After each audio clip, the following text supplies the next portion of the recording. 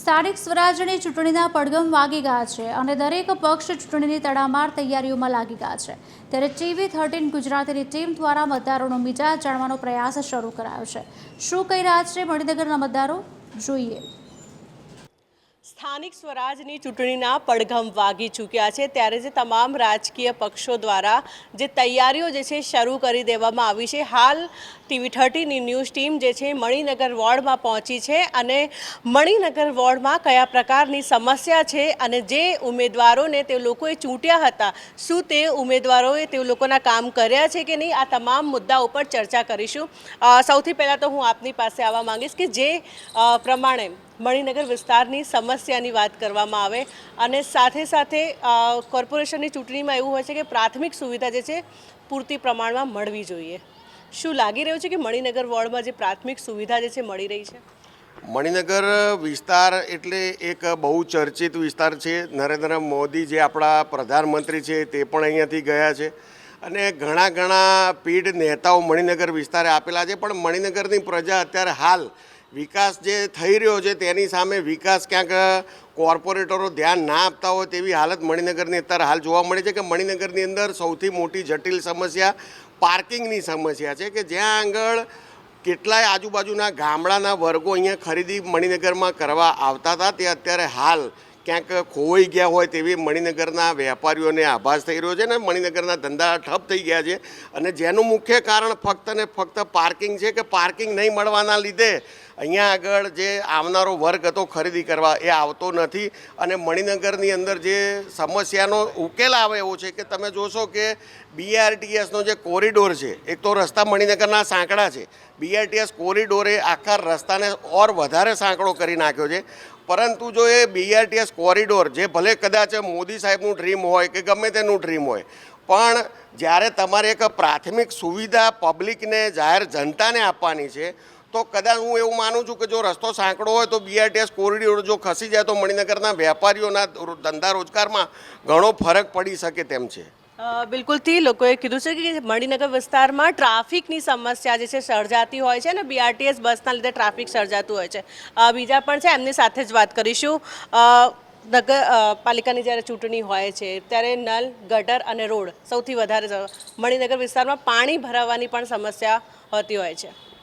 મણિનગરની અંદર ખરેખર વાત સાચી છે કે પાણી ભરાવાની સમસ્યા છે હાલ, પણ પહેલાં કરતાં અત્યારે ઓછી થઈ છે અને આ વસ્તુ હવે વિચારીએ કે આ ના હોવી જોઈએ, કારણ કે વારંવાર એ વસ્તુનું પ્રોબ્લેમનું સોલ્યુશન એ લોકો લાવી શકતા નથી, એટલે પાણી ફૂલ ભરાય છે। બીજા પણ લોકો છે, એમની સાથે વાત કરીશું। શું કહેશો, જે પ્રમાણે પ્રાથમિક સુવિધા જે છે પ્રોપર મળી રહી છે કે નહીં મણિનગર વિસ્તારમાં?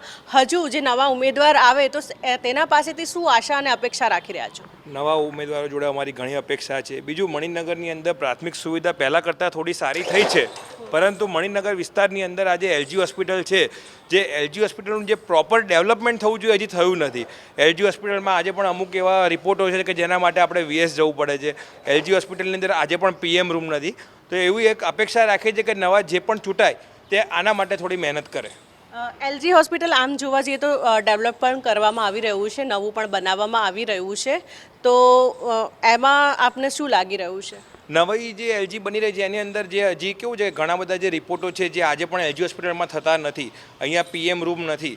LGમાં સુવિધા પહેલાં કરતાં સારી થઈ છે, પણ હજી એક જનતા તરીકે અમે એવી અપેક્ષા રાખીએ કે આ વિસ્તારની અંદરથી મુખ્યમંત્રી રહેલા જે પ્રધાનમંત્રી આજે મણિનગર વિસ્તારના છે તે જનતાની અપેક્ષા વધારે હોય। સ્થિતિ શું આશા અને અપેક્ષા રાખી રહ્યા છો?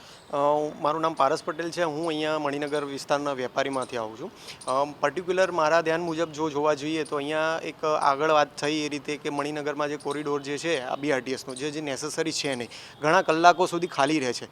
જો એ બને તો એ કાઢી નાખો તો ટ્રાફિકની સમસ્યા લગભગ સોલ્વ થઈ જાય એવું મારું માનવું છે।